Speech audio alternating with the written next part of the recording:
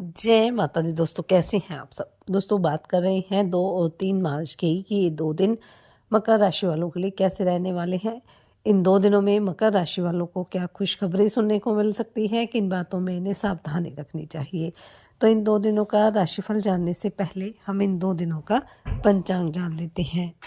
2 मार्च 2026 दिन सोमवार रहेगा। फाल्गुन माह शुक्ल पक्ष की चतुर्दशी तिथि जो 5:58 तक रहेगी। उसके बाद पूर्णिमा तिथि प्रारंभ हो जाएगी। अतिगण योग रहेगा जो 12:18 तक रहेगा। उसके बाद सुकर्मा योग प्रारंभ हो जाएगा। अश्लेषा नक्षत्र रहेगा जो 7:52 तक रहेगा। उसके बाद मघा नक्षत्र प्रारंभ हो जाएगा।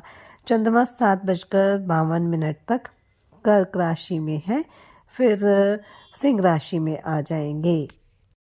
अभिजित मुहूर्त का समय रहेगा 12:10 से 12:56 तक। राहु काल का समय रहेगा सुबह 8:12 से 9:39 तक। अब बात करते हैं 3 मार्च की। 3 मार्च 2026 दिन मंगलवार रहेगा। फाल्गुन मास शुक्ल पक्ष की पूर्णिमा तिथि जो 5:10 तक रहेगी। उसके बाद प्रतिपदा तिथि प्रारंभ हो जाएगी। सुकर्मा योग रहेगा जो 10:23 तक रहेगा। उसके बाद धृति योग प्रारंभ हो जाएगा। मघा नक्षत्र रहेगा जो 7:32 तक रहेगा। उसके बाद पूर्वा फाल्गुनी नक्षत्र प्रारंभ हो जाएगा। चंद्रमा सिंह राशि में रहेंगे। अभिजित मुहूर्त का समय रहेगा 12:10 से 12:56 तक। राहु काल का समय रहेगा दोपहर 3:27 से 4:54 तक। 2 मार्च 2026 से शाम 5:58 पर पूर्णिमा तिथि प्रारंभ हो रही है और यह तिथि अगले दिन तक रहने वाली है। लेकिन 3 मार्च को दोपहर 3:20 से लेकर शाम 6:47 तक चंद्र ग्रहण का साया रहने वाला है और ये पूर्ण रूप से भारत में प्रभावी होगा और इससे जुड़े सभी नियमों का पालन भी किया जाएगा। ऐसे में एक कन्फ्यूज़न बना हुआ है क्योंकि भद्रा भी रहेगी और चंद्र ग्रहण भी रहेगा। ऐसे में होली को लेकर एक बड़ा ही कन्फ्यूज़न बना हुआ है।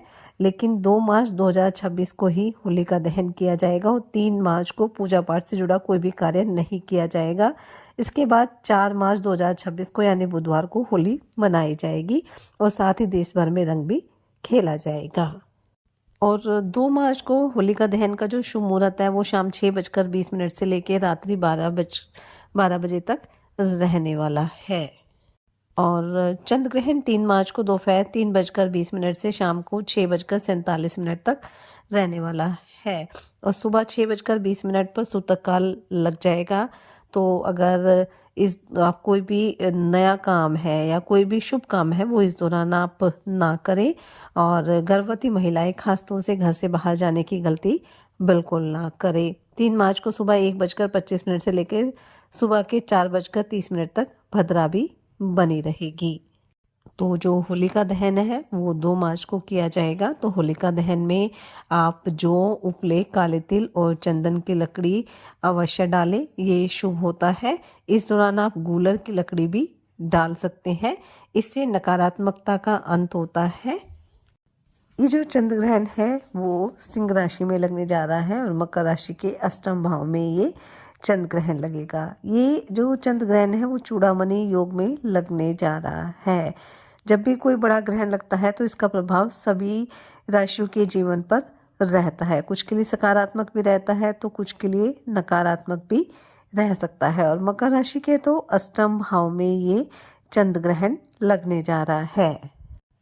तो कहीं ना कहीं इस चंद्र ग्रहण को लेकर थोड़ा सावधान रहने की भी ज़रूरत है और इस दौरान आप किसी भी काम में जल्दबाजी ना करें, किसी पर भी आंख मूंद कर भरोसा ना करें और वाहन चलाते समय थोड़ा सतर्क रहे।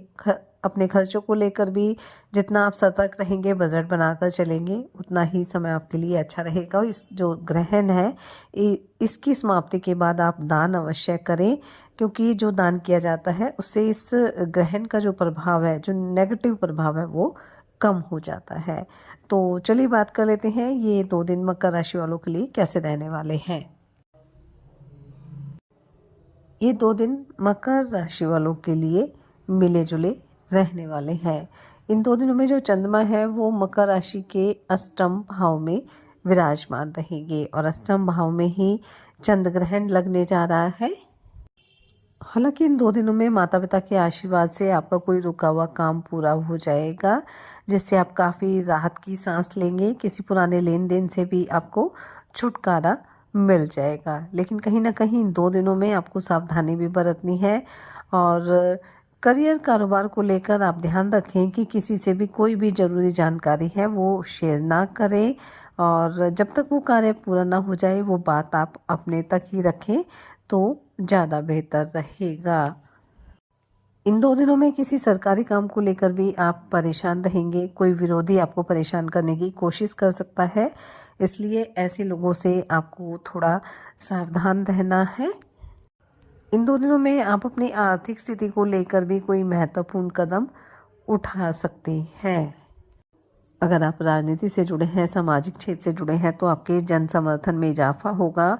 आपके लिए समय अच्छा रहने वाला है। धर्म कर्म में भी काफ़ी रुचि रहेगी। दान पुण्य के कार्य भी आप करने वाले हैं। किसी नए वाहन की खरीदारी की योजना भी आप बना सकती हैं, या कोई लोन अप्लाई करना चाह रहे थे तो वह भी आपको आसानी से मिल जाएगा। जीवन साथी के साथ आपके रिश्तों में मजबूती रहेगी, लेकिन प्रेम संबंधों में आपको अपने साथी की भावनाओं की कदर करनी होगी, नहीं तो आपके बेवजह की लड़ाई झगड़े हो सकते हैं।